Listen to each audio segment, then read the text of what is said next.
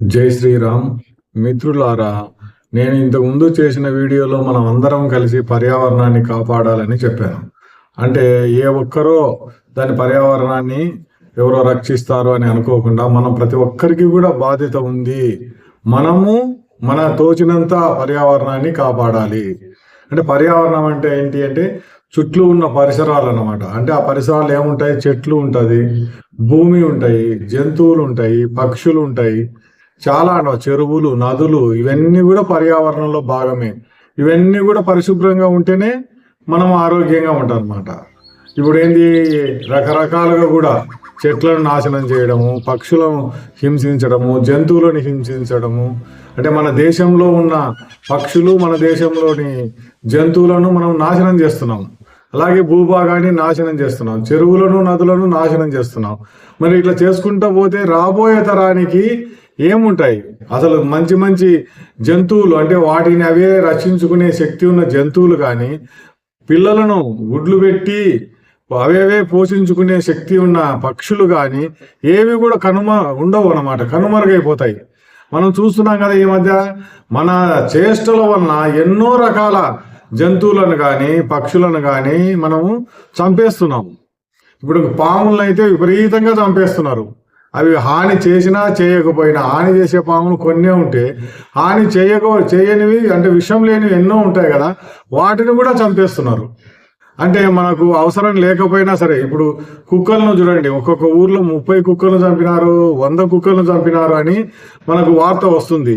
ఎవరం ఏం చేయలేము అనమాట. ఎట్లా ఉంటుందంటే ఎవరికి వాళ్ళు రక్షించాలని అనుకోవాలి, కానీ విషం పెట్టేసి ఇన్ని కుక్కలను చంపినాము, ఇన్ని కోతులు చంపినాము అని వాళ్ళు గర్వపడవచ్చు. కానీ రేపొద్దున మనకు ఎంత నష్టం జరుగుతుంది అనేది వాళ్ళు ఆలోచన చేయాలి. ఇప్పుడు పక్షులు కనుమరుగైనాయి, లేకుంటే జంతువులు కనుమరుగైనాయి, లేకుంటే చెరువులు కనుమరుగైనాయి. ఇంకా చూడండి ఎట్లా ఉంటుందో.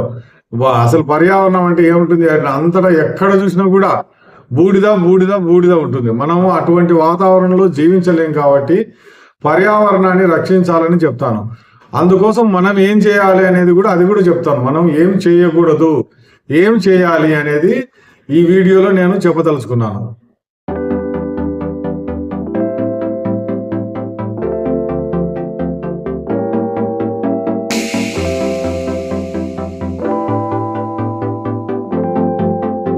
ప్రకృతిలో ఉన్న అన్ని రకాల పక్షులు చాలా రకాలుగా వాటి గూళ్ళు కట్టుకొని, మగపక్షి ఆడపక్షి ఒక పెద్ద గూడు కట్టుకొని అందులో గుడ్లు పెట్టి తర్వాత పిల్లలను పెంచడము, పిల్లలు పుట్టిన తర్వాత వాటికి ఆహారం అందజేయడము, కష్టపడడం అనేది పక్షులకు బాగా తెలిసిన విద్య. మన మాదిరి అవి ఏంటి, ఇందిరమ్మ ఇల్లు లేకుంటే ఇంకొక ఇల్లు ఉచితంగా కూర్చొని ఏంటి మనకు నాకు కావాలి ఇల్లు, లేకుంటే నా భార్యకు కావాలి, మా అమ్మకు కావాలి అని 2-3 ఇల్లు తీసుకుంటుంటారు చాలామంది, ఉచితంగా వస్తున్నాయి కదా అని. ఆ డబ్బులన్నీ ఎక్కడి నుంచి వస్తాయంటే ఎవరో కష్టపడి పన్నులు కడితే వాటిని ఇట్లా తాగే వాళ్లకు లేకపోతే సోమరులకు ప్రభుత్వం వాళ్ళు ఇస్తుంటారు అన్నమాట. అంటే పక్షులకు ఇటువంటి విద్య జిత్తుల మారి తెలివి లేదు. అవి ఏం చేస్తున్నాయి, ఎక్కడి నుంచో పోయి ఆకులను చీల్చుకొని వచ్చి, లేకుంటే ఇంకా ఏదైనా గడ్డిని తీసుకొని వచ్చి ఇక్కడ ఒక చెట్టుకు పైన గుడ్లను కానీ వాటి పిల్లలను కానీ తినకుండా ఏం చేస్తున్నాయి, ఎత్తువైన ప్రదేశంలో గూడు కట్టుకొని వాటికి అవే అక్కడ గుడ్లను పొదిగిన తర్వాత పిల్లలను పెంచే శక్తి వాటికి ఉంది అన్నమాట. అటువంటి పక్షులు రాబోయే తరానికి మనకు ఆదర్శం. అటువంటి కష్టపడే పక్షులను మన తర్వాత తరం వాళ్ళు చూసి నేర్చుకోవాలి. అందుకోసం అటువంటి పక్షులను అన్నిటిని కూడా మనం కాపాడాలి. పక్షి పిల్లలు పెద్ద అయ్యేంత వరకు వీటికి ఆహారం ఇస్తూ, ఆ పరిసరాలను శుభ్రం చేస్తూ, ఆడపక్షి మగపక్షి వాటిని పక్షి పిల్లలను జాగ్రత్తగా పెంచుతాయన్నమాట. ఇప్పుడు మనం మనుషులకు పక్షులకున్న తేడా అదే అనమాట. వాటికి కష్టపడడం తెలుసు, కానీ ఉచితంగా ఎవరో కష్టపడి సంపాదించుకున్న దాన్ని దోచుకోవడం అనేది పక్షులకు తెలియదు. అందుకోసమే ఈ పక్షులన్నిటిని కూడా మనం కాపాడాలని చెప్పేది. ఈ పక్షులను మనం కాపాడితే రాబోయే తరం వాళ్ళు తెలుసుకుంటారు కష్టపడే మనస్తత్వం ఏ విధంగా ఉంది అనేది. ఇంకోటి, ప్రకృతిలో ప్రతి ఒక్కటి అవసరమే అనమాట. సీతాకోచిలుకలు కానీ పక్షులు కానీ ఇవన్నీ కూడా మనము వాటిని చంపకుండా, అంటే మన అతి తెలివితో చాలామంది ఏం చేస్తారంటే ఇట్లా పంగలకర్ర ఒకటి తయారు చేసుకొని స్లింగ్ షాట్ అని ఒక చిన్న చిన్న గుండ్రాలతో వాటిని చంపేస్తుంటారు. అంటే సరదా కోసం కొంతమంది తుపాకీతో కాలుస్తుంటారు. ఇటువంటి చర్యల వల్ల ఏమవుతుందంటే రాబోయే తరానికి పక్షులు చాలా పక్షి జాతి అంతరించిపోయి మిడతల దండు పంటలను నాశనం చేసే అవకాశం ఉంది. మిడతల దండు ఎక్కడి నుంచైనా సరే, పాకిస్తాన్ నుంచి రావచ్చు, ఇక్కడ బంగ్లాదేశ్ నుంచి రావచ్చు, ఎక్కడి నుంచైనా కూడా మన దేశంలోకి వచ్చేసి పంటలను అందరూ కూడా నాశనం చేస్తాయి. అందువల్లనే నేను చెప్తున్నాను, పక్షులను కాపాడాల్సిన బాధ్యత మన అందరికీ ఉంది.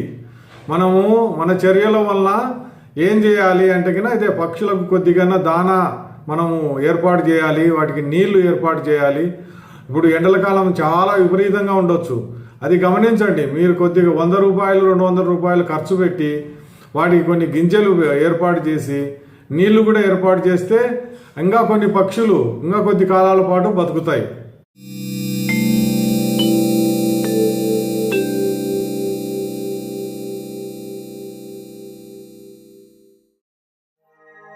మన దేశంలో ప్రజల మనస్తత్వం ఎలా ఉందంటే ఎక్కువ మంది ఈ జంతువులను పక్షులను చంపాలని, కుందేళ్లను వీధి కుక్కలను లేకపోతే పక్షులను ఎక్కడ పడితే అక్కడ చంపాలి అని అనుకునే వాళ్ళు ఎక్కువ మంది.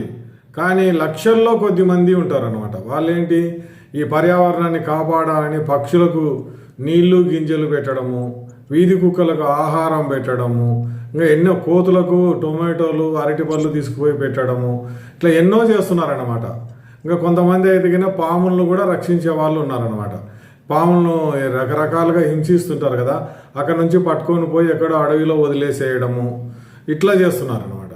అంటే మన చర్యల వలన ఎన్నో రకాల పాములు, పక్షులు, కుక్కలు లేకపోతే ఇంకా ఎన్నో రకాలు చనిపోతున్నాయి అన్నమాట. అంటే మనం చేసే ఎన్నో పనుల వలన ఎన్నో రకాల జీవరాశులు నశించిపోతున్నాయి. ముఖ్యంగా ఏంటంటే పండుగల రోజు మనం ఏమేమి పనులు చేస్తామో చెప్తాను చూడండి. సంక్రాంతి రోజు చాలామంది ఏంటి గాజు పూత పూసిన దారం, నైలాన్ దారంతో గాలిపటాలు ఎగరేస్తారు. అది కొద్ది దూరం ఎగిరిన తర్వాత అది తెగిపోతుంది. తెగిపోయిన గాలిపటము దారము, ఆ దారం పక్షులకు కనబడకపోతే ఏమవుతుంది, వెంటనే అవి ముందుకు వెళ్ళాలనుకుంటే రెక్కలు అంతా కూడా ఆ దారంలో చిక్కుకుంటాయి, లేకుంటే మెడకు చుట్టుకుంటాయి. ఇప్పుడు చాలామంది మన స్కూటర్లో పోయే వాళ్ళకు ప్రమాదం జరిగిందని చూశారు కదా. చిన్నపిల్లలకు కొంతమంది గొంతు తెగింది, పెద్దవాళ్ళకు గొంతు తెగింది, ఆసుపత్రిలో ఉన్నారు. కొంతమంది చనిపోతారు కూడా, గొంతు మొత్తం కట్ అయిపోయి. అట్లా తెగిపోయి కింద పడి రక్తం గారి ఆ తగిన చికిత్స లేకపోతే వెంటనే మనుషులు కూడా చనిపోతారు. కానీ పక్షులు ఏంటి చాలా ఎత్తులో ఉంటాయి, ఎవరు కనుక్కోలేరు, గిలగిలా కొట్టుకొని 1-2 రోజుల్లో చనిపోతాయి.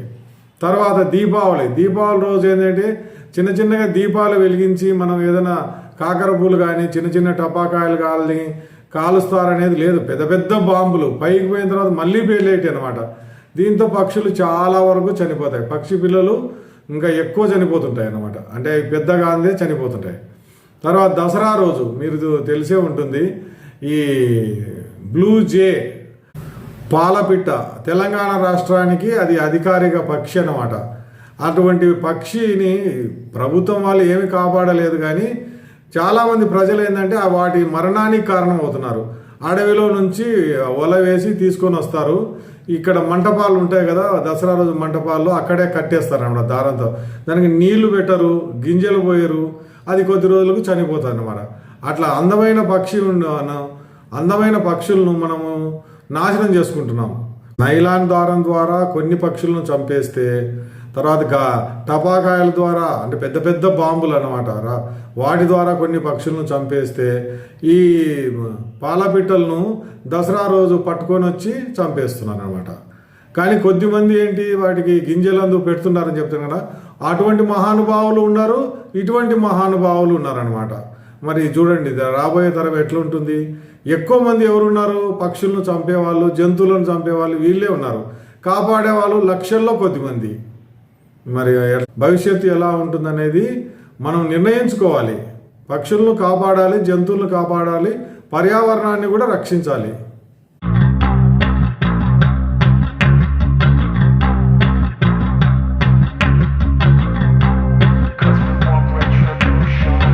నాకు తెలిసిన సత్యాన్ని నేను 10 మందికి చెప్పడం అలవాటు.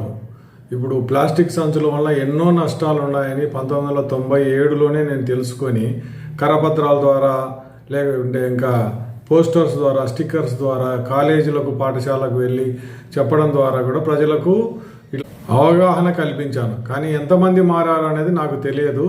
కానీ ఇప్పుడు చెప్తున్నాను కదా, పక్షులు చాలా వరకు ఈ ప్లాస్టిక్ సంచులలో చిక్కుకొని పోయి చనిపోతున్నాయి. పక్షులే కాదు, చాలా వరకు తిమింగలాలు కానీ ఇంకా ఆవులు, ఎన్ని జంతువులు చనిపోవడం లేదు ఈ ప్లాస్టిక్ సంచుల వలన. ప్లాస్టిక్ సంచులో చెత్త నింపి బయట పడేస్తారు. ప్లాస్టిక్ సంచులో ఉన్న ఆహారాన్ని తిన్న జంతువులు జీర్ణం కాక ఎన్నో చనిపోయినాయి అనమాట. ఆవులు కాదు, ఇంకా ఎన్నో, ఒక చోట ఏనుగు కూడా చనిపోయింది.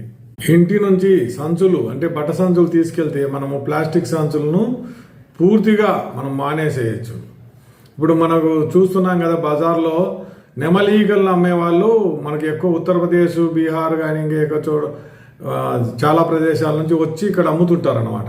అంటే రాలిన నెమలీగలను ఏరుకొని వచ్చి ఇక్కడ మనకు అమ్ముతారు అనుకున్నాం. కానీ తర్వాత తెలిసింది ఏంటంటే అక్కడ ఏ విధంగా వాళ్ళు నెమలీగలను అంటే పోగు చేస్తున్నారు, అక్కడ నుంచి ఎలా తీసుకొస్తున్నారు అనేది కొన్ని వీడియోలు వచ్చాయన్నమాట. ఏంటంటే బతుకున్న నెమలను చంపేస్తారు. అంటే ఈ పెద్ద పెద్ద ఈకలను నెమలను పట్టుకొని, అంటే వల వేసి పట్టుకొని వాటిని చంపిన తర్వాత ఆ ఈకలను తీసుకొని అంటే శుభ్రం చేసి గుట్టలు గుట్టలు గుట్టలు గుట్టలు అనమాట. అంటే ఎన్ని నెమలను చంపితే ఒక కట్ట నెమలీకలు వస్తాయి, అది ఆలోచన చేయండి. మాకు డబ్బులు కావాలి అని వాళ్ళు నెమళ్లను వందల చంపుతున్నారు. నెమలీకలను అమ్మే వాళ్ళు ఉంటారు కదా, వాటిని మనము కొనకూడదు. ఎవరైనా సరే నెమలీకలు కొన్నారంటే ఇంకా కొన్ని నెమళ్లను వాళ్ళు చంపేస్తారు. అది గుర్తుపెట్టుకోండి. ఇప్పుడు ప్లాస్టిక్ సంచులు కూడా అంతే అనమాట. మనం ఒక సంచి తీసుకుంటే ఫ్యాక్టరీ వాళ్ళు ఇంకా 100 సంచులు తయారు చేస్తారు.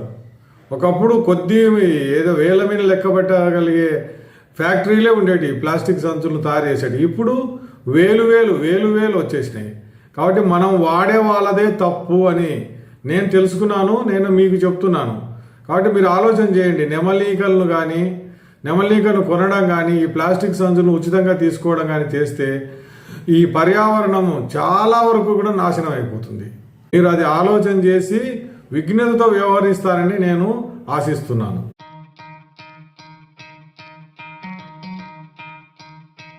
తర్వాత ప్రజలకు ఉపయోగపడే వీడియో చేసి మీ ముందుకు వస్తాను.